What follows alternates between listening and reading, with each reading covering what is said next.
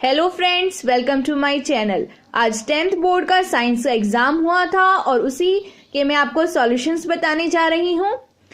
Section A, question number first, write the energy conversion that take place in a hydro power plant.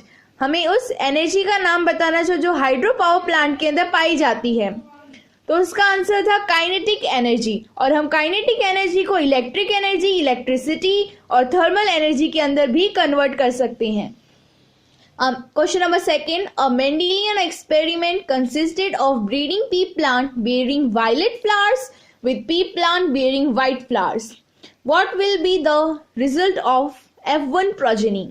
Mendelian experiment के अंदर एक P plant के पास violet flowers हैं और दूसरे P plant के पास white flowers हैं।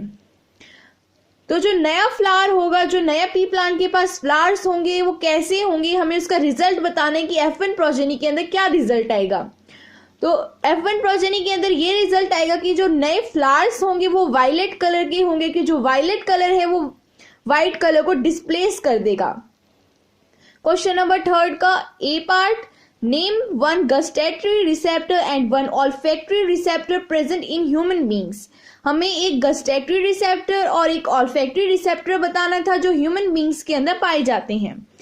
गस्टेटरी रिसेप्टर्स वो रिसेप्टर्स होते हैं जो कि टेस्ट को डिटेक्ट करते हैं। तो ऐसा ऑर्गन ह्यूमन बींग्स के अंदर होता है टंग, और ऑल्फैक्टरी रिसेप्टर्स वो रिसेप्टर्स होते हैं जो कि स्मेल को डिटेक्ट करते हैं, और ऐसा ऑर्गन ह्यूमन बींग्स के अंदर होता है knows.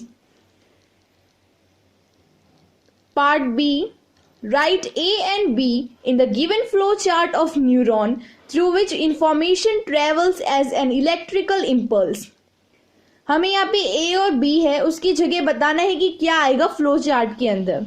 Dendrite to A and A to B and B to end point of the neuron.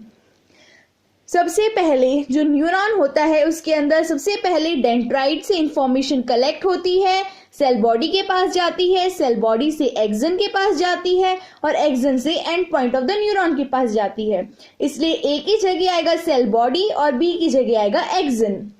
Question number fourth, if the image formed by a spherical mirror for all positions of the object placed in front of it is always erect and diminished, what type of mirror is it?